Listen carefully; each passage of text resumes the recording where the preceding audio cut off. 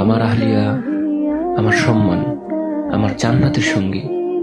সে কোনো fashion model না, সে কারো টাইম লাইনের পোস্ট না, সে কারো দৃষ্টি আকর্ষণের পাত্রী না।